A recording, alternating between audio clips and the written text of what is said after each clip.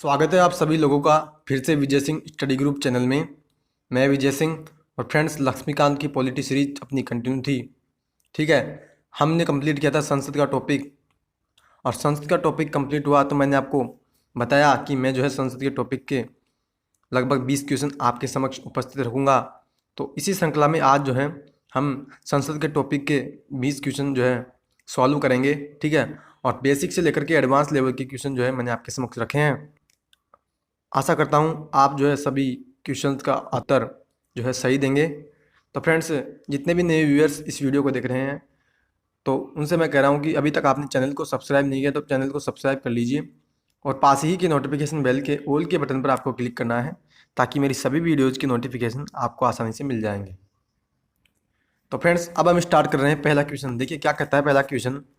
कहता है भारत की संसद के कितने अंग हैं, यानी भारत की जो संसद है उसमें हमने कितने अंग शामिल किए हैं। तो ऑप्शन है 1 या फिर 2 या फिर 3 या इनमें से कोई नहीं। तो मित्रों आप जो है इसका उत्तर सोचिए। मैं आपको 10 सेकंड का समय देता हूँ, इसका उत्तर जो है क्या होगा।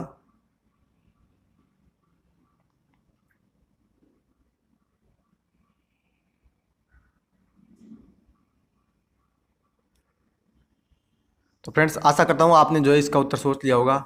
देखिए फ्रेंड्स, जब मैंने संसद का टॉपिक जब आपसे डिस्कशन किया तो मैंने आपको बताया था, स्पष्ट रूप से बताया था क्या, कि हम जो है भारत की जो हमारी संसद है उसमें हम जो है 3 अंगों को शामिल करते हैं। कौन कौन से बताया था? एक तो लोकसभा बताई, ठीक है, एक राज्यसभा बताया और एक मैंने आपको प्रेसिडेंट यानी राष्ट्रपति भी बताया था, आपको अगर याद हो तो। ठीक है, और मित्रों आप इस बात को समझ लीजिए कि जो संसद है ना उसके जो भाग है ना वो भाग तो 2 हैं, यानी सदन तो उसके 2 हैं लेकिन अंग उसके 3 हैं। और राष्ट्रपति को हम उसमें क्यों गिनते हैं मैंने आपको बताया था, क्योंकि कोई भी बिल तब ही कानून बनता है जब राष्ट्रपति अपनी जो है उस पर सहमति दे देते हैं। ठीक है, तो इस कारण से हम जो है संसद में राष्ट्रपति को भी गिनते हैं। तो इसका आंसर जो है option number C right answer हो जाएगा। ठीक है, आशा करता हूँ आप सभी ने इसका उत्तर जो है सही दिया होगा। आगे हम चर्चा करें तो देखिए दूसरा क्वेश्चन क्या कह रहा है, आप सुनिएगा और गौर से समझिएगा क्या कहना चाह रहा है। देखिए कह रहा है निम्न कथनों पर विचार करो कि भारत में लोकसभा की अधिकतम संख्या 552 है। यानी मित्रों भारत में जो लोकसभा की अधिकतम जो सीटें हैं क्या वो 552 हैं। ठीक है, दूसरा क्या कहता है, राष्ट्रपति एंग्लो इंडियन समुदाय के 2 व्यक्तियों को लोकसभा में मनोनीत करता है। यानी क्या राष्ट्रपति जो है भारत का राष्ट्रपति क्या लोकसभा में 2 एंग्लो इंडियन समुदाय के 2 व्यक्ति होते हैं उनको क्या मनोनीत करता है। या फिर तीसरा ऑप्शन कह रहा है संसद ने अभी तक 4 बार परिसीमन आयोग अधिनियम लागू किए हैं। यानी मित्रों क्या संसद ने अभी तक जो है 4 बार जो है डिलिमिटेशन जो कमीशन है जो एक्ट आया था वो 4 बार क्या लागू किए। या वर्तमान में लोकसभा सीटों का निर्धारण हम 2011 की जनगणना के आधार पर करते हैं। यानी मित्रों वर्तमान में जो हमारे भारत में जो लोकसभा की सीटें हैं तो क्या उन लोकसभा की सीटों का हमने जो निर्धारण किया था क्या हमने 2011 की जनगणना के आधार पर किया था। तो आगे क्या पूछता है ये, देखिए क्या हमें ढूंढना है। कह रहा है उपरोक्त कथनों में से कौन से कथन सही है, यानी इन कथनों में से हमें सही कथन जो है छांटना है। तो देखिए अब हम इसका जो है डिटेल से डिस्कशन स्टार्ट करते हैं। आशा करता हूँ आपने जो है अच्छी प्रकार से जो है संस्कृत के टॉपिक का रिवीजन किया होगा और आप जो है इसका उत्तर भी सही देंगे। तो देखिए हम डिटेल से इसकी डिस्कशन स्टार्ट कर रहे हैं। देखिए क्या कहता है, भारत में लोकसभा की अधिकतम संख्या 552 निर्धारित है। बिल्कुल मित्रों ये बिल्कुल सही बात है। आप सोचते होंगे कि हमारे देश में तो 500 जो है 43 के लिए ही चुनाव होता है, ठीक है, और 545 सीटें हमने निर्धारित की हुई है। तो मित्रों अधिकतम जो संख्या है ना हमारे जो लोकसभा है उसमें 552 सदस्य हम अधिकतम चुन सकते हैं। मैंने आपको क्लियरली बताया था, ठीक है, उस समय जब मैंने आपको संसद की संरचना के बारे में बताया, लोकसभा और राज्यसभा की सीटों के बारे में ही पहला ही लेक्चर हमारा इसी के लिए था। ठीक है, तो ये हमारा सही हो जाता है। फिर दूसरा, राष्ट्रपति एंग्लो इंडियन समुदाय के 2 व्यक्तियों को लोकसभा में मनोनीत करता है। और मित्रों आप में से बहुत सारे लोग सोच रहे होंगे कि ये सही होगा, ठीक है, लेकिन मित्रों ये गलत है। अब आप ये सोच रहे होंगे कि ये गलत कैसे है, तो मैं आपको बताऊं। देखिए मैंने जो है विशेष रूप से और बार बार जोर देकर के कहा था कि हाल ही में 2019 में संसद एक एक्ट जो कि संविधान संशोधन एक्ट था अनुच्छेद 368 के तहत लेकर के आई थी और वो था 104वां संविधान संशोधन अधिनियम 2019।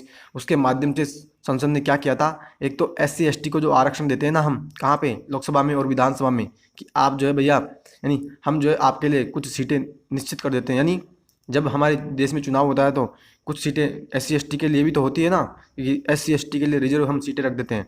तो वो सीटें जो हम उनके लिए आरक्षण करते हैं ना, तो उसको जो है 2030 तक के लिए बढ़ाया। एक तो ये प्रावधान किया था इस संविधान संशोधन अधिनियम के माध्यम से 104वें, ठीक है।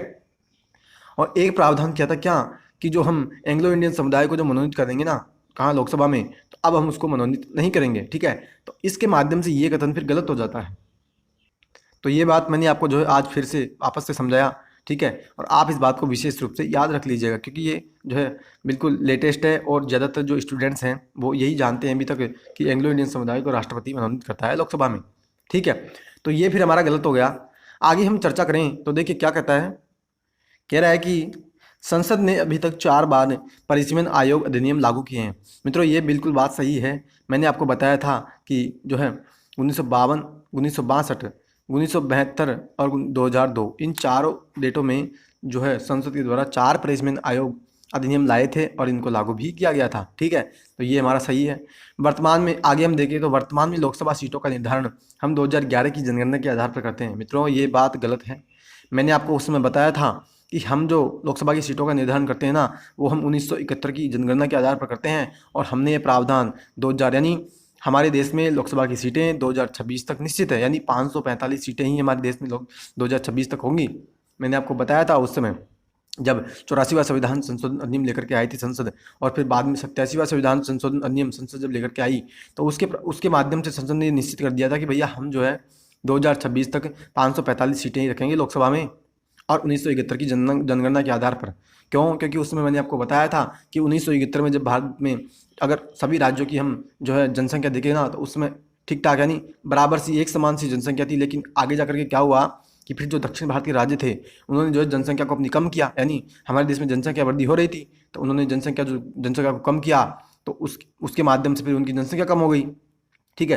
अब अगर हम ऐसा करें कि 2011 की जनगणना के आधार पर अगर हम सीटों का निर्धारण कर दें, तो फिर तो जो दक्षिण भारत के जो राज्य हैं उनको कम सीटें मिलेंगी, क्योंकि वो तो ऐसे कहेंगे ना कि भैया हमने तो जो है जनसंख्या वृद्धि को कम किया है भारत में, और आप जो है हमको ये सिला दे रहे हो, क्या हमारी जो हमने अच्छा काम किया, तो क्या आप हमारी सीटों का कम करोगे? आप हमारी सीटों को कम करोगे क्या? ठीक है। तो इस कारण से जो है 1971 तक हमने जो है, यानी 1971 की जनगणना के आधार पर ही हमने सीटों का निर्धारण किया है, ठीक है। तो हमें क्या ढूंढना था? सत्य कथन। तो हमारे सत्य कथन कौन कौन से हमें प्राप्त हुए? एक तो देखो, ए हमारा सत्य कथन है, और दूसरा हमारा जो है बी भी सही है, ठीक है। तो इसके सॉरी, ए के अलावा हमारा सी भी सही है। तो इसके अलावा हमारा, तो अब हमारा आंसर क्या हो जाएगा कि ऑप्शन नंबर जो 2 है, यानी ए और सी हमारा राइट आंसर यहाँ हो जाएगा, ठीक है।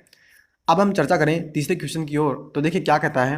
कहता है कि संविधान में कौन सी अनुसूची हमें दल बदल के बारे में जानकारी देती है। यानी मित्रों, जो दल बदल होता है, यानी जो एक पार्टी से कोई नेता दूसरी पार्टी में जाकर के शामिल हो जाता है, तो उसके खिलाफ जब हम दल बदल का जब हम आरोप लगाते हैं, तो उसकी जानकारी हमें कौन सी अनुसूची देती है? क्या 5वीं देती है, 9वीं, या 10वीं देती है, या 12वीं? ठीक है। तो मित्रों, ये तो मैं ऐसा समझ के चल रहा हूँ कि ये जो है आसान सबसे क्वेश्चन है, और आप जो है सभी इसका उत्तर जो है सही में देंगे। तो फ्रेंड्स, आपको मैं समय देता हूँ 5 सेकंड का, ज़्यादा से ज़्यादा मैं आपको 5 सेकंड का समय दे रहा हूँ। आप बताइए इसका उत्तर क्या होगा।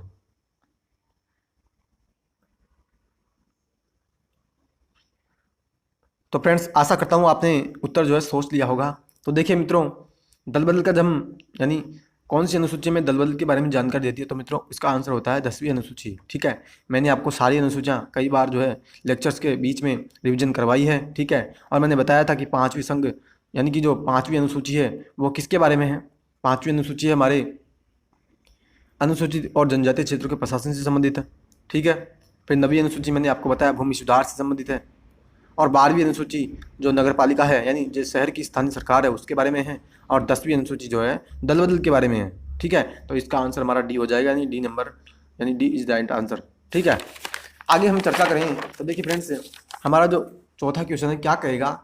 देखिए क्या कह रहा है कि संसद में गणपूर्ति या कोरम के संदर्भ में कौन सा कथन सत्य है। मित्रों, बहुत ही हाई लेवल के क्वेश्चन मैंने आपके समक्ष जो है उपस्थित रखे हैं, और आशा करता हूँ मैं आपने जो है अच्छे से रिवीजन किया होगा। और मैंने आपको बताया था कि हमारा टॉपिक कंप्लीट होने के बाद जो है आप अच्छे से इनको रिवीजन कर लीजिएगा। तो उसी संदर्भ में जो है आज मैं क्वेश्चन लेके आया हूँ, ठीक है।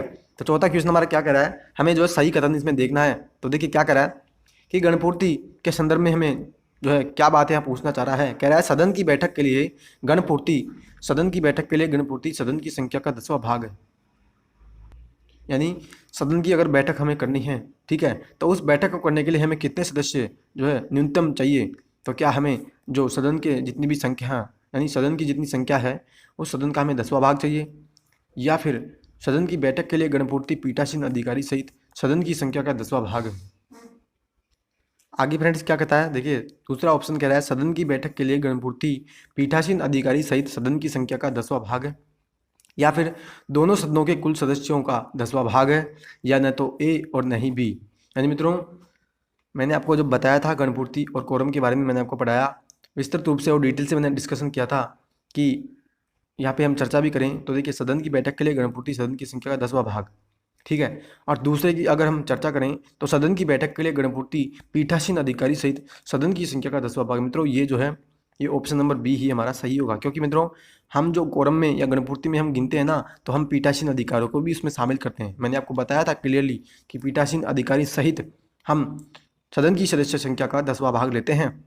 मतलब अगर हमें लोकसभा में, ठीक है, अगर हमें लोकसभा की कोई बैठक शुरू करनी है तो कम से कम हमें जो है कितने सदस्य आवश्यक होंगे, यानी जो 543 या 545 जो सदस्य हैं उनका हमें 10% अगर हमें देखना हो तो हमें जो है 54 सदस्य लेने चाहिए, ठीक है, 55 सदस्य हमें चाहिए, ठीक है। लेकिन 55 में से हम सदस्य लेंगे केवल 54 और एक हमारा लोकसभा अध्यक्ष हो गया, ठीक है। लोकसभा में पीठासीन अधिकारी वही होता है, तो इस प्रकार से 54 + 1 55 हो गए और इसके माध्यम से हम जो है कोई बैठक की शुरुआत कर सकते हैं, ठीक है। तो इसके माध्यम से फिर हम अगर इसका आंसर देखें ना तो हमारा आंसर हो जाएगा बी, यानी बी इज राइट आंसर होगा, ठीक है। तो अब हम चलते हैं नेक्स्ट क्वेश्चन की ओर। तो क्या करा है देखिए सुनिए कि शैडो कैबिनेट किस देश की विशेषता है। यानी मित्रों शैडो कैबिनेट जो आभासी कैबिनेट होता है वो किस देश की विशेषता है, मैंने आपको क्लियरली बताया था, ठीक है। तो क्या अमेरिका की है या ब्रिटेन की या कनाडा की या आयरलैंड की, ठीक है। तो फ्रेंड्स अगर हम देखें ना तो शैडो कैबिनेट क्या होता है, मैं आपको एक बार फिर से बता दूं कि शैडो कैबिनेट का मतलब होता है, क्या होता है इसमें कि विपक्षी जो पार्टी होती है ना वो भी अपना अलग से कैबिनेट बना लेती है। जैसे सरकार तो कैबिनेट बनाती ही है, कैबिनेट मंत्री उसमें शामिल होते ही हैं, लेकिन विपक्षी पार्टी क्या करती है कि जो भी अपने विपक्ष के नेता होते हैं ना उनको मिला करके एक कैबिनेट बना लेती है और वो सरकार के साथ तुलना करती है। यानी सरकार की अगर उचित आलोचना करनी हो तो वो उचित आलोचना भी करती है।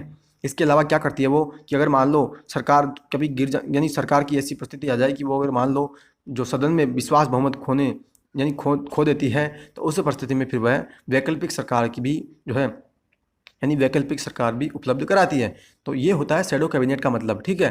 तो ये जो विशेषता मैंने बताई थी ना उस समय वो बताई थी मैंने ब्रिटेन की, ठीक है। ब्रिटिश में यानी ब्रिटिश जो कैबिनेट होता है यानी ब्रिटिश जो शैडो कैबिनेट है वो मैंने आपको बताया था कि ब्रिटेन में एक अलग से शैडो कैबिनेट भी बनता है विपक्षी पार्टी के द्वारा, ठीक है। तो इसका आंसर होगा हमारा option number B is right answer, ठीक है। तो 6 क्वेश्चन क्या कहता है देखिए सुनिए, छठा क्वेश्चन हमारा कह रहा है निम्न कथनों पर हमें विचार करना है। देखिए फिर हाई लेवल का क्वेश्चन है, ठीक है। वैसे तो सभी हाई लेवल के हैं लेकिन जो है फिर भी ये जो है और भी हाई लेवल के क्वेश्चन जो है जो बड़े एग्जाम्स होते हैं उनमें पूछते हैं, जैसे IAS हो गया या स्टेट PSC हो गए, इनमें जो एग्जाम्स इन एग्जाम्स में ये क्वेश्चन पूछे जाते हैं।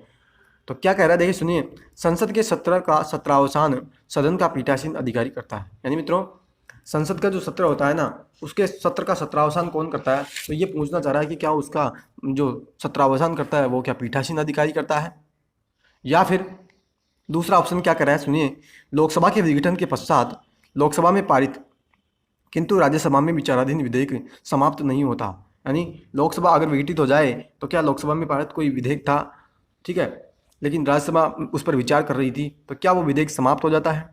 तीसरा ऑप्शन कह रहा है संसद में शून्यकाल के बाद प्रश्नकाल शुरू होता है। यानी मित्रों क्या हम संसद में जो शून्यकाल चलता है वो क्या शून्यकाल प्रश्नकाल के बाद शुरू होता है, सॉरी ऐसा कहना चाह रहा है संसद में जो शून्यकाल के बाद हम प्रश्नकाल शुरू करते हैं, यानी प्रश्नकाल जो है शून्यकाल के बाद क्या शुरू होता है, ठीक है। चौथा ऑप्शन क्या कह रहा है कि स्थगन प्रस्ताव केवल लोकसभा में ही ला सकते हैं। यानी स्थगन प्रस्ताव जो लाते हैं वो क्या हम लोकसभा में ही लेकर के आ सकते हैं। तो हमें जो है इनमें से गलत कथन ढूंढना है, ठीक है। तो गलत कथन हमारा कौन कौन सा है, तो ऑप्शन हमें दिए गए हैं A या D हैं या ABC हैं या BCD हैं या सभी गलत कथन है, ठीक है। तो अब हम इस पर डिटेल से डिस्कशन करें। तो देखिए सुनिए आप ध्यान से सुनिए आप, मैं जो है डिटेल से इसका डिस्कशन कर रहा हूँ। देखिए क्या करा है, संसद के सत्र का सत्रावसान सदन का पीठासीन अधिकारी करता है। मित्रों सत्रावसान पीठासीन अधिकारी नहीं करता, मैंने आपको बताया था सत्रावसान नहीं करता, वो तो सदन की कार्रवाई को स्थगित करता है, ठीक है। तो ये हमारा गलत हो जाता है और हमें गलत ही ढूंढना है, तो एक ये होगा गलत। दूसरा लोकसभा के विघटन के पश्चात लोकसभा में पारित किंतु राज्यसभा में विचाराधीन विधेयक समाप्त हो जाता है। समाप्त नहीं होता मित्रों, ये जो है गलत है, क्योंकि लोकसभा अगर विघटित हो जाती है ना, तो लोकसभा कोई विधेयक पास कर गई थी, ठीक है, और वो राज्यसभा में उस पर विचार किया जा रहा था, तो लोकसभा के विघटन के पश्चात वो विधेयक भी उस परिस्थिति में समाप्त हो जाता है, ठीक है। तो ये भी कथन गलत है। फिर आगे कहता है संसद में शून्यकाल के बाद प्रश्नकाल शुरू होता है, यानी जो प्रश्नकाल होता है क्या वो शून्यकाल के बाद शुरू होता है? तो मित्रों ये भी हमारा गलत है। मैंने आपको उस समय बताया भी था, और मैंने आपको जो है एक शब्द भी बताया था, क्या? पशु, ठीक है। पशु मैंने आपको शब्द बताया कि प्रश्नकाल जो है, यानी पहले आ रहा है तो प्रश्नकाल हमारा पहले शुरू होता है, और शु बाद में आ रहा है तो शून्यकाल हमारा बाद में आता है। तो यहाँ पे क्या कर रहा है, शून्यकाल के बाद प्रश्नकाल नहीं, प्रश्नकाल जो है शून्यकाल के पहले होता है, तो इस प्रकार से ये गलत हो जाता है, ठीक है। 3 हमारे गलत हुए। फिर चौथा अगर हम बात करें तो स्थगन प्रस्ताव केवल लोकसभा में ही ला सकते हैं, मित्रों ये भी गलत है। मित्रों मैंने आपको बताया था, स्थगन प्रस्ताव जो लाते हैं, यानी सदन की कार्रवाई हमें स्थगित करनी है, तो हम जो है उसको स्थगित करने के लिए एक प्रस्ताव लेकर के आते हैं, 50 सदस्य उस पर जो है साइन करते हैं, और वो जो है हम लोकसभा और राज्यसभा दोनों में ला सकते हैं। भैया कार्रवाई तो दोनों में चल रही है ना, राज्यसभा में भी चलती है, लोकसभा में भी चलती है, तो सदन की कार्रवाई तो हमें राज्यसभा में भी तो स्थगित करनी पड़ सकती है ना। तो फिर इसका जो है उत्तर आप जो है इस प्रकार से भी निकाल सकते हो, ठीक है। तो ये चारों ही ऑप्शन यहाँ पे जो दिए गए हैं वो सभी गलत हैं। इसका मतलब जो ऑप्शन नंबर 4 है वो हमारा राइट आंसर, यानी उपरोक्त सभी इसमें गलत है। तो option number 4 is right answer. तो अगले हम क्वेश्चन की ओर हम चलते हैं। क्या करा है, देखिए सुनिए, बहुत ही इंपॉर्टेंट क्वेश्चन। क्या करा है, धन विधेयक के संबंध में कौन कथन सत्य है, यानी जो धन विधेयक हम लेकर के आते हैं, ठीक है, अनुच्छेद 110 के तहत, संविधान के अनुच्छेद 110 के तहत हम जो धन विधेयक लेकर के आते हैं, उसके संदर्भ में हमें जो कुछ पूछ रहा है, यानी हमें सही कथन देखना है। क्या करा है, धन विधेयक केवल लोकसभा में ही लाया जा सकता है, ठीक है, इसे सिर्फ मंत्री द्वारा लाया जा सकता है। तीसरा ऑप्शन, इसे राज्यसभा अधिकतम 14 दिन तक रोक सकती है। और क्या इस विधेयक के संबंध में संयुक्त बैठक का प्रावधान किया गया है? तो फ्रेंड्स ऑप्शन हमें दिए जा रहे हैं, तो हमें जो इसमें सही कथन ढूंढना है, तो क्या ए बी सी सही है, क्या चारों ही सही हैं, क्या बी सी डी सही है, या फिर ए सी डी सही है? तो मित्रों डिटेल से हम डिस्कशन स्टार्ट कर रहे हैं, और जब तक हम डिस्कशन करते हैं तब तक आप जो है इसका आंसर सोचिए। तो देखिए क्या कह रहा है इसका आंसर, आप सुनिए। धन विधेयक केवल लोकसभा में ही लाया जा सकता है। बिल्कुल मित्रों बिल्कुल सही बात है, धन विधेयक हम केवल और केवल लोकसभा में ही ला सकते हैं। मैंने आपको बताया था ये लोकसभा की एक विशेष शक्ति है, ठीक है। इसे सिर्फ मंत्री द्वारा लाया जा सकता है, बिल्कुल ये भी सही है, मंत्री ही ला सकता है। कोई जो गैर सरकारी सदस्य होता है ना, जो कोई मंत्री नहीं होता, वो इस विधेयक को नहीं ला सकता। तीसरा, इसे राज्यसभा अधिकतम 14 दिन तक ही रोक सकती है। बिल्कुल मित्रों, धन विधेयक को राज्यसभा केवल और केवल 14 दिन तक ही रोक सकती है, आपको मैंने बताया था, ठीक है। 14 दिन से ज़्यादा उसको नहीं रोक सकती। अगर उसको अगर वो मान लो रोक भी लेती है ना, तो फिर लोकसभा उस विधेयक को पारित मान लेगी। तो उसके यानी लोक धन विधेयक के संबंध में हमने राज्यसभा को एक प्रतिबंधित शक्ति दी है, ठीक है। आगे क्या कहता है, इस विधेयक के संबंध में संयुक्त बैठक का प्रावधान किया गया। मित्रों ये बहुत गलत बात है, हमने इस विधेयक के संबंध में कोई संयुक्त बैठक का प्रावधान नहीं किया है। क्योंकि आप एक बार विचार तो करिए, अगर मान लो संयुक्त बैठक कब हम गठित करते हैं, जब कोई विधेयक पर कोई विवाद उत्पन्न होता है, यानी कोई एक सदन उसको पास ना करे। अब धन विधेयक हम लेकर के आ रहे हैं, लोकसभा उसको पास कर ही रही है, यानी सरकार उसको लेकर के आ रही है, और सरकार का अगर बहुमत अगर लोकसभा में है तो वो ऐसे ही पास हो जाएगा, ठीक है। अब अगर वो मान लो राज्यसभा में जा रहा है, तो राज्यसभा के पास तो जो है हमने प्रतिबंध शक्ति दी है ना, हमने तो उसको 14 दिन ही दिए हैं। भैया 14 दिन तक आप उसको पास नहीं करोगे तो हम उसको वैसे ही पारित मान लेंगे, ठीक है। और 14 दिन पहले अगर आपकी इच्छा है पारित करने की तो आप पारित कर दो। तो फिर वहाँ संयुक्त बैठक का प्रावधान का, यानी संयुक्त बैठक की आवश्यकता हमें कहाँ पड़ेगी, और 14 दिन के बाद तो हम वैसे ही पारित मान लेंगे उसको, ठीक है। तो इस कारण से जो है यहाँ कोई हमने संयुक्त बैठक का प्रावधान नहीं किया। तो इस प्रकार से केवल और केवल जो डी हमारा ऑप्शन है वो गलत है। तो डी हमारे इसमें से हटा दीजिए डी, और ये हमारा ऑप्शन नंबर 1 जो है वो राइट आंसर यहाँ पे हो जाएगा, ठीक है। तो ये हमारे 7 क्वेश्चन हुए। आगे हम चलते हैं 8वें क्वेश्चन की ओर। क्या करा है सुनिए, संसद के दोनों सदनों की संयुक्त बैठक की अध्यक्षता कौन करता है? यानी मित्रों जो संसद की हम दोनों सदनों की संयुक्त बैठक जब करते हैं कोई बिल के विवाद में, तो उसकी जो अध्यक्षता करता है ना, वो कौन करता है? क्या लोकसभा का उपाध्यक्ष करता है, या राज्यसभा का सभापति, या लोकसभा का अध्यक्ष करता है, या राज्यसभा का उपसभापति करता है? मित्रों मैंने आपको डिटेल से डिस्कशन किया है संसद का टॉपिक, और लगभग जो है 14 भाग संसद की मैंने आपके समक्ष उपस्थित रखे। और मित्रों एक एक बात पर और एक एक जो है वर्ड्स पर और एक एक सेंटेंस पर मैंने जो है डिटेल से डिस्कशन किया था। तो मित्रों जितने भी व्यूअर्स इस वीडियो को देख रहे हैं, मैं उनसे फिर रिक्वेस्ट कर रहा हूँ, अगर वो ये क्वेश्चन कर रहे हैं और उनके कोई बात समझ में नहीं आ रही ना, तो आप एक बार जाकर के पुनः इनके क्वेश्चन के बाद आप जो है जाकर के उन लेक्चर्स को ज़रूर देखिएगा। जो है आप विश्वास करोगे कि जो है मैंने बहुत ही डिटेल से एक एक बात पर और एक एक चीज़ पर मैंने जो है बहुत फोकस करके आपको जो है डिस्कशन किया था। ठीक है, तो दोनों सदनों की जो अध्यक्षता करता है ना मित्रों, वो करता है लोकसभा अध्यक्ष। मैंने आपको बताया था, वैसे तो ये चारों ही कल यानी इनमें से एक सभापति नहीं करता, लेकिन इन तीनों में से तीन, इन जो है चारों में से तीन जो है उसकी अध्यक्षता कर सकते हैं। मैंने आपको बताया था, अगर मान लो लोकसभा अध्यक्ष है तो वो करेगा, अगर मान लो लोकसभा अध्यक्ष उस समय उपस्थित नहीं है तो फिर कौन करता है, उपाध्यक्ष करता है। अगर मान लो उपाध्यक्ष भी नहीं है फिर वो जो है उपसभापति करता है। और मैंने आपको ये भी बात बताई थी कि सभापति क्यों नहीं करता, क्योंकि सभापति तो भैया उपराष्ट्रपति है ना, वो किसी सदन का सदस्य ही नहीं है। ठीक है, हमने तो उसको जो है पदेन सभापति बनाया है राज्यसभा का, और राज्यसभा की वो अध्यक्षता करता है, यानी राज्यसभा का तो वो सदस्य ही नहीं है ना, इस कारण से वो अध्यक्षता उसकी नहीं करता। ठीक है, जबकि उपाध्यक्ष जो है लोकसभा का जो उपाध्यक्ष हम बनाते हैं वो तो लोकसभा सदस्य होता है ना, अध्यक्ष तो होता ही है, और उपसभापति भी राज्यसभा का सदस्य होता है। इस कारण से जो है ये तीनों उसकी अध्यक्षता करते हैं। ठीक है, और मैंने आपको ये बात भी बताई थी, अगर मान लो अध्यक्ष भी नहीं है, उपाध्यक्ष भी नहीं है और सभापति भी नहीं है, तो फिर कौन उसकी बैठक करेगा। तो फिर जो है बैठक करने से पहले संयुक्त बैठक में विचार किया जाता है कि भैया आप जो है इस सदन की अध्यक्षता कौन करेगा। मैंने आपको क्लियरली बताया था। ठीक है, तो इसका उत्तर मैंने आपको बता दिया, ऑप्शन नंबर सी जो है इसका राइट आंसर हो जाएगा। यानी लोकसभा अध्यक्ष जो है उसकी सदन की अध्यक्षता करता है, संसद के दोनों सदनों की जो संयुक्त बैठक होती है। ठीक है, आगे हम चर्चा करें, क्या करें है, संविधान के कौन से अनुच्छेद में हम बजट शब्द का उल्लेख करते हैं। यानी मित्रों बजट जो हम पारित करते हैं, उस बजट शब्द का उल्लेख हम संविधान के कौन से अनुच्छेद में करते हैं। तो क्या अनुच्छेद 112 में करते हैं, या किसी में नहीं करते, या अनुच्छेद 123 में करते हैं, या फिर अनुच्छेद 72 में करते हैं। तो मित्रों मैं आपको जो है ज़्यादा से ज़्यादा 5 सेकंड का समय दे रहा हूँ, आप सोचिए इसका उत्तर क्या होगा।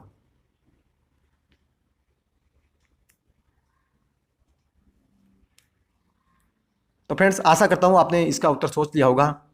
देखिए फ्रेंड्स, मैंने जो है आपको जब बजट के बारे में बताया, और मैंने आपको जो है विशेष रूप से और डिटेल से बताया था कि बजट जो हम कैसे लेकर के आते हैं, कैसे जो है बजट जो है कितने चरणों से बजट जो है पास होने में गुजरता है, वो सभी बातें मैंने आपको डिस्कशन की थी। ठीक है, तो मैंने आपको बताया था कि भैया हम जो है ना, वो संविधान में कहीं भी हमने बजट शब्द का उल्लेख किया ही नहीं।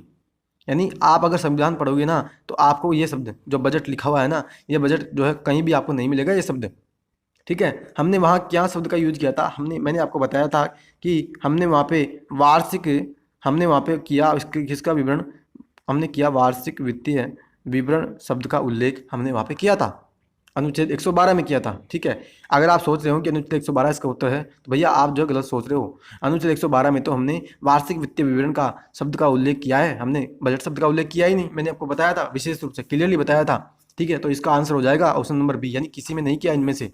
ठीक है, और अनुच्छेद 72 के बारे में मैंने आपसे पहले ही चर्चा कर ली थी कि राष्ट्रपति 72 के तहत समाधान की शक्ति उसको हमने दी है, यानी वो सजा को माफ़ कर सकता है। अनुच्छेद 123 के तहत वो अध्यादेश जारी करता है। तो इन सभी के बारे में जो है आपसे मित्रों बहुत पहले जो है चर्चा कर चुका हूँ। ठीक है, तो आप जो है अगर भूल रहे हो ना तो एक एक जाकर के एक एक जो है लेक्चर्स को वापस सुन लीजिए, क्योंकि सुनने से में जो है ज़्यादा याद होता है, इस कारण से मैं कह रहा हूँ। ठीक है, तो अब हम चलते हैं, इसका मैंने उत्तर आपको बता दिया कि किसी में ही नहीं, हमने जो है केवल अनुच्छेद 112 में वार्षिक वित्तीय विवरण शब्द का उल्लेख किया है, हमने बजट शब्द का उल्लेख किसी में नहीं किया। ठीक है, आगे हम चर्चा करें तो ऑप्शन नंबर जो क्वेश्चन नंबर 10 है, क्या कह रहा है, भारत की संचित निधि में कौन कौन से विषय शामिल होते हैं। यानी मित्रों जो भारत की संचित निधि है, कौन सी, अनुच्छेद 266 के तहत जो हम संचित निधि की बात करते हैं, उस संचित निधि में हम जो है कौन कौन से विषय शामिल करते हैं। तो कह रहा है क्या भारत सरकार के द्वारा प्राप्त सभी राजस्व, या ऋणों की पुनर्अदायगी में सरकार के द्वारा लिए गए सभी ऋण, या भविष्य निधि जमा, बचत बैंक जमा, या फिर एक व दो दोनों, या फिर तीनों ही।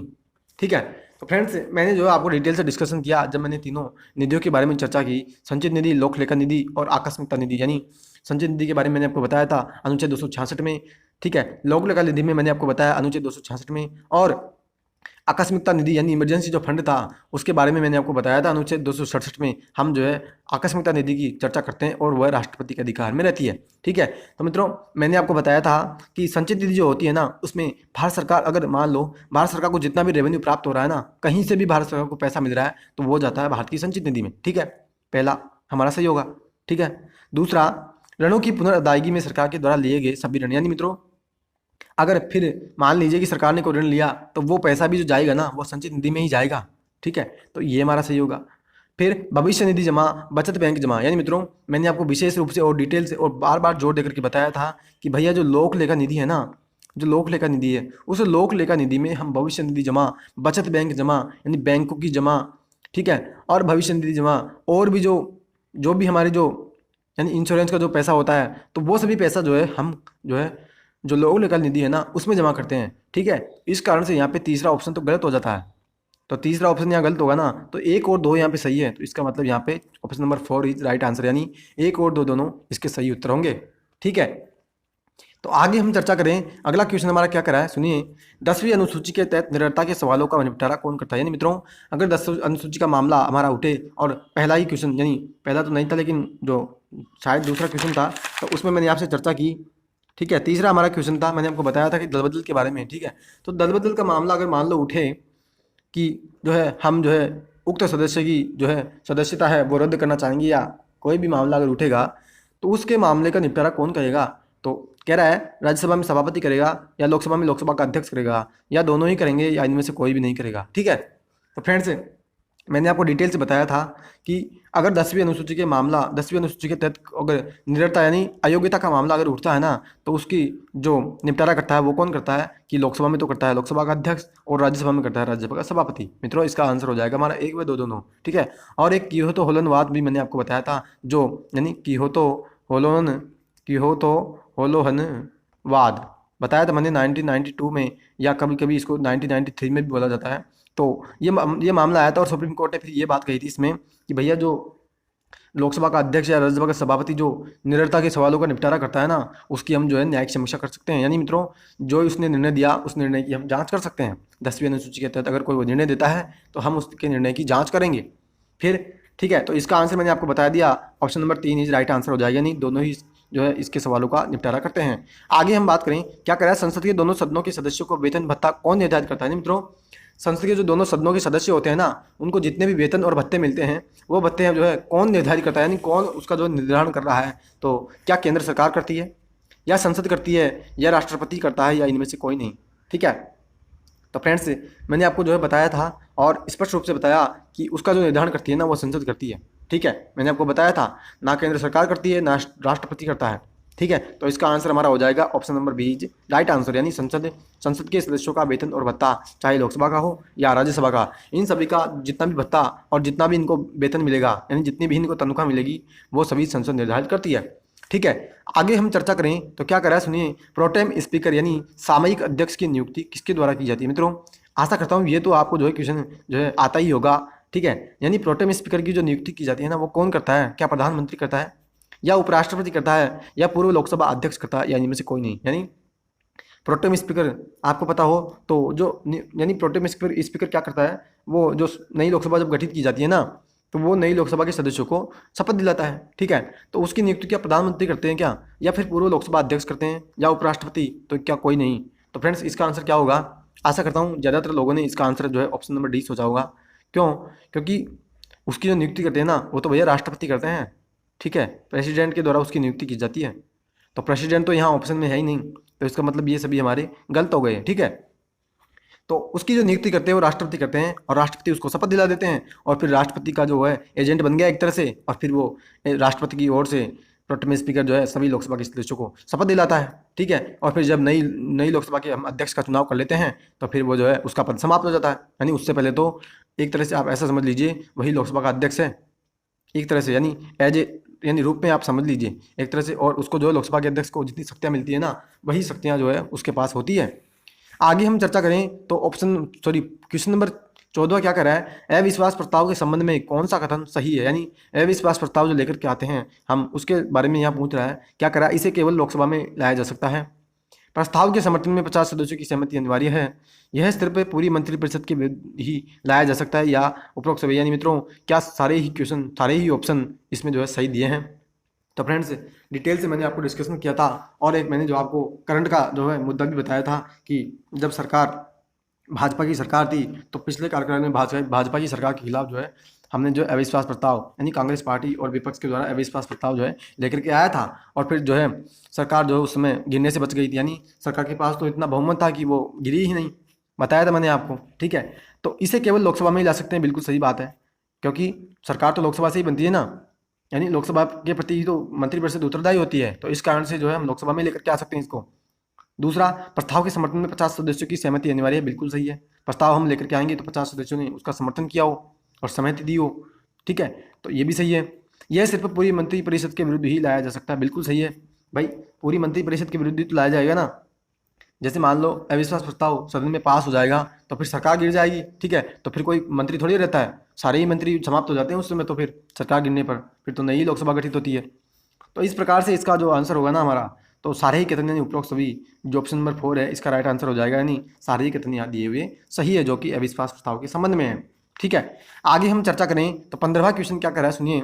निम्न में से कौन सी परिस्थिति राज्यसभा की लोकसभा के साथ असमान स्थिति को दर्शाता है। मित्रों, जो हमने राज्यसभा बनाई और लोकसभा बनाई, तो ऐसी कौन सी यहाँ पे परिस्थिति एक दी हुई है, ठीक है, कि वो परिस्थिति जो है हमने लोकसभा के साथ असमान स्थिति बता दी, यानी वहाँ पे जो है हमने लोकसभा को ज़्यादा शक्ति दी। ऐसी कौन सी वहाँ पे परिस्थिति हमें यहाँ पे दी जा रही है ऑप्शन में, कि जहाँ पे हम देखें ना कि लोकसभा और राज्यसभा को हमने समान शक्ति नहीं दी। क्या करा है, दोनों सदनों के संयुक्त बैठक की अध्यक्षता लोकसभा अध्यक्ष करता है। ठीक है, राष्ट्रपति का निर्वाचन और महाभियोग संवैधानिक संशोधन विधेयकों का पूर्व स्थापन या उपरोक्त में से कोई नहीं। तो फ्रेंड्स, इस क्वेश्चन का उत्तर देने के लिए मैं आपको जो है 10 सेकंड का समय दे रहा हूँ, और आशा करता हूँ आप जो इसका उत्तर सही दे देंगे।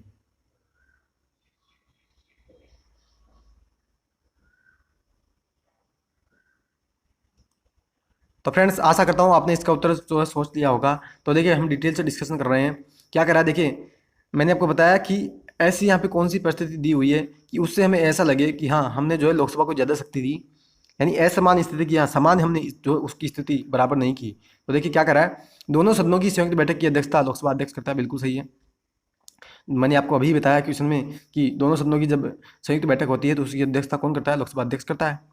और वो नहीं हो तो उपाध्यक्ष करता है लोकसभा का, और वो भी नहीं हो तो राज्यसभा का उपसभापति करता है। ठीक है, फिर राष्ट्रपति का निर्वाचन और महाभियोग या संवैधानिक संशोधन विधेयकों का पुरस्तापन।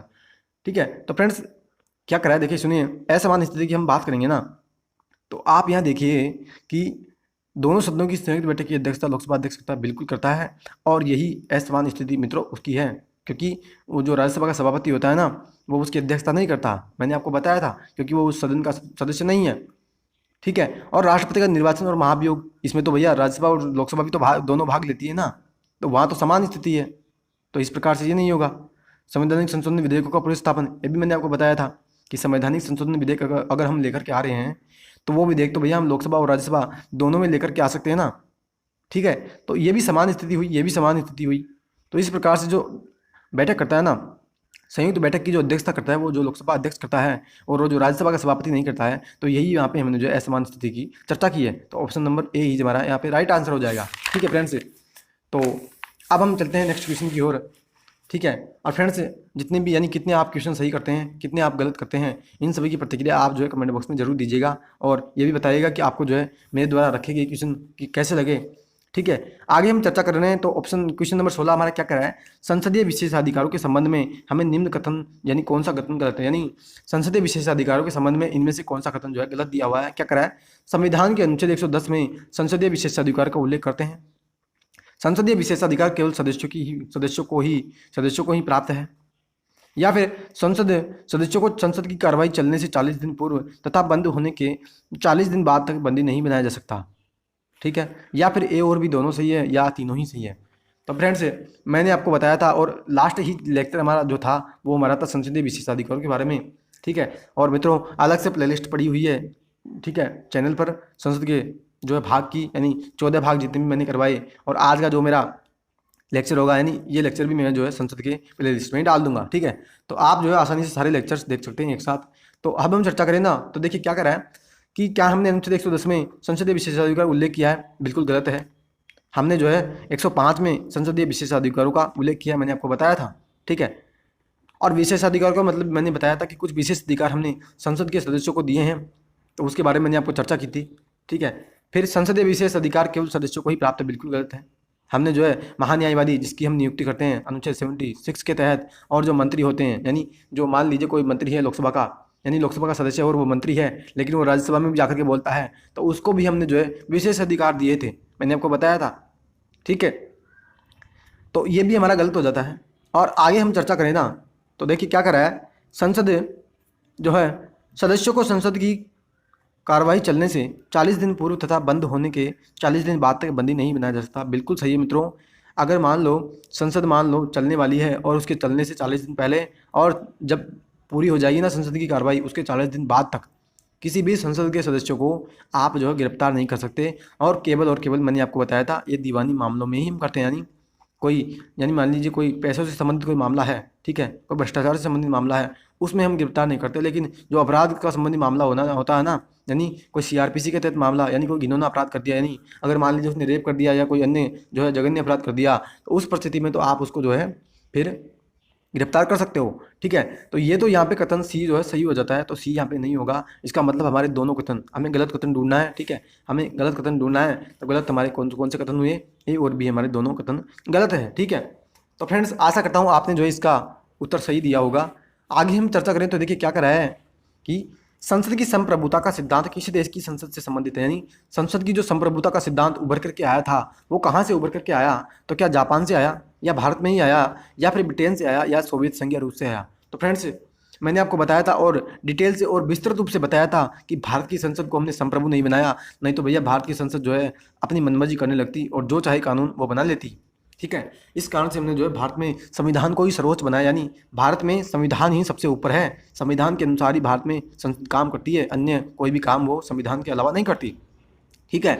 तो जो संसद की संप्रभुता का सिद्धांत उभर करके आया था ना, वो ब्रिटेन से उभर करके आया था। मैंने आपको बताया था कि ब्रिटेन की संसद संप्रभु है और भारत की संसद संप्रभु नहीं है, और हमने तुलना भी की थी। तो इसका आंसर हो जाएगा option number D is right answer, ठीक है। आगे हम चर्चा करेंगे तो कह रहा है भारत की प्रथम लोकसभा का अध्यक्ष किसे बनाया गया, यानी भारत की जो प्रथम लोकसभा गठित हुई थी ना मित्रों, तो उस लोकसभा का सबसे पहले लोकसभा अध्यक्ष किसे बनाया, यानी अगर आपसे ये पूछ लेना कि भारत का पहला लोकसभा अध्यक्ष कौन बना, तो बताइए उसका आंसर क्या होगा। क्या अनंत सयानाम अयंगर थे, या गणेश वासुदेव मावलंकर थे, या अल्लादी कृष्ण स्वामी अय्यर थे, या इनमें से कोई नहीं, ठीक है। फ्रेंड्स आप सोचिए इसका आंसर क्या होगा। तो फ्रेंड्स आशा करता हूँ आपने इसका उत्तर सोच लिया होगा। तो देखिए हम चर्चा कर रहे हैं, तो देखिए इसका उत्तर जो होगा ना वो होगा जीवी मावलंकर, यानी गणेश वासुदेव मावलंकर, यानी जीवी मावलंकर, ठीक है। और अनंत सयानाम जो अयंगर होगा ना, वो तो भैया लोकसभा के पहले उपाध्यक्ष थे, ये अध्यक्ष नहीं थे, ये पहले उपाध्यक्ष थे और ये पहले अध्यक्ष थे, ठीक है। और अल्लादी कृष्ण स्वामी अय्यर ये कौन थे, ये तो मैंने आपको चर्चा की थी संविधान का, जब हम निर्माण की बात कर रहे थे, प्रारूप समिति की बात कर रहे थे, तो अल्लादी कृष्ण स्वामी अय्यर को मैंने आपको बताया था कि ये प्रारूप समिति के सदस्य थे। आप अगर याद करिए, अगर आप भूल रहे हो तो आप जो है जाकर के वापस उन लेक्चर्स को सुनिए, ठीक है। तो इसका आंसर मैंने आपको बता दिया कि गणेश वासुदेव मावलंकर जो थे भारत की पहली लोकसभा के पहले अध्यक्ष थे, ठीक है।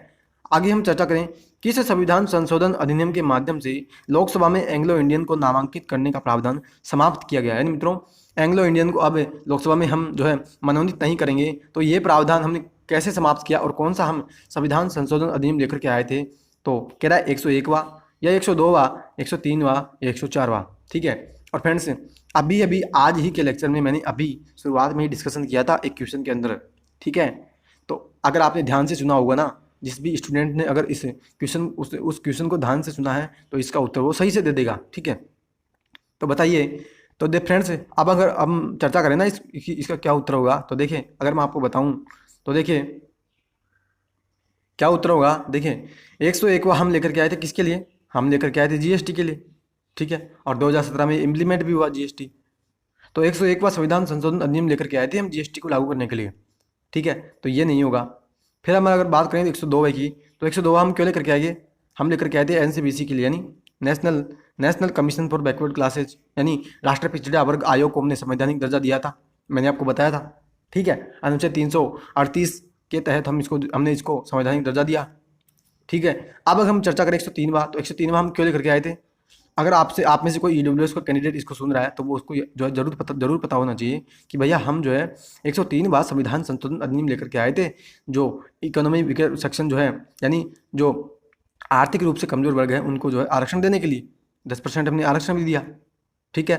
तो इसका आंसर तो मतलब 103वां भी हमने जो है एंग्लो इंडियन को समाप्त करने के लिए नहीं लाया।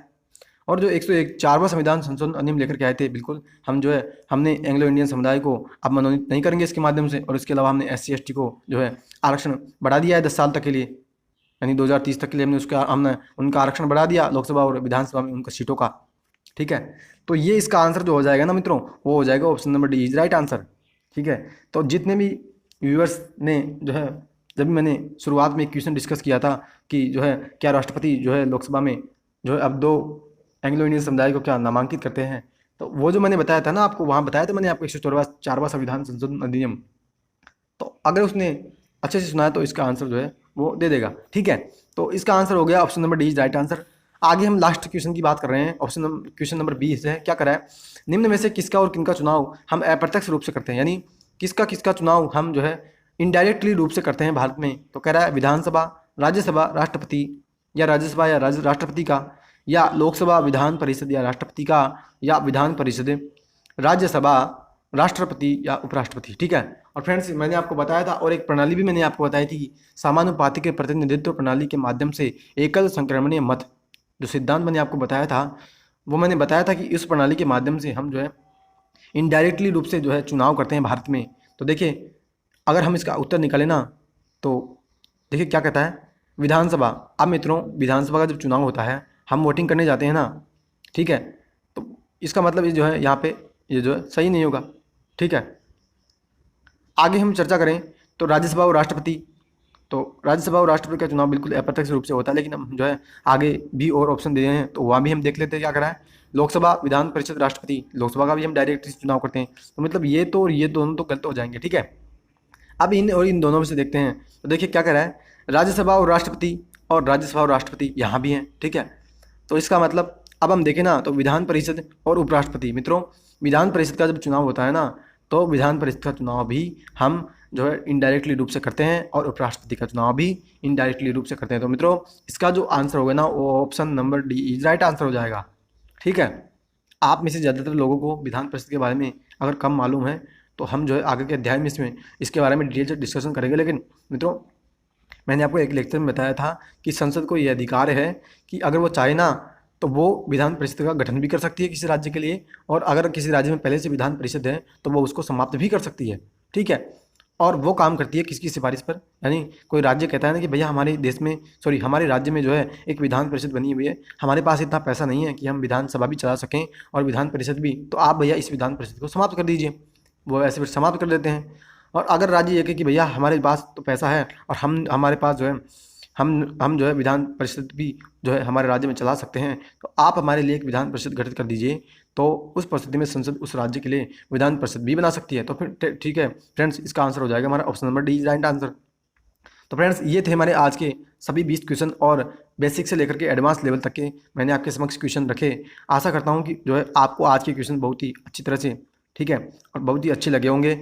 आज के क्वेश्चन आपको कैसे लगे, आप अपनी प्रतिक्रिया कमेंट बॉक्स में जरूर दीजिएगा। ठीक है, और जितने भी व्यूअर्स देख रहे हैं इस वीडियो को, उन सभी से मैं कह रहा हूँ कि अभी तक आपने चैनल को सब्सक्राइब नहीं किया तो आप चैनल को सब्सक्राइब कर लीजिए, क्योंकि मित्रों सब्सक्राइब करने से क्या होता है ना कि आप मेरे वीडियो को जो है जल्दी से देख लोगे, यानी आपके पास नोटिफिकेशन पहुँचेगा और नोटिफिकेशन के माध्यम से आप मेरी वीडियो को देख सकते हो। ठीक है, तो फ्रेंड्स आशा करता हूँ आप आज का लेक्चर आपको जो बहुत अच्छी तरह से समझ में आया होगा। ठीक है, तो अब हम मिलते हैं अगले लेक्चर में, ठीक है, और अगले अध्याय में मिलते हैं। तब तक के लिए friends have a nice day. जय हिंद, जय भारत, वंदे मातरम।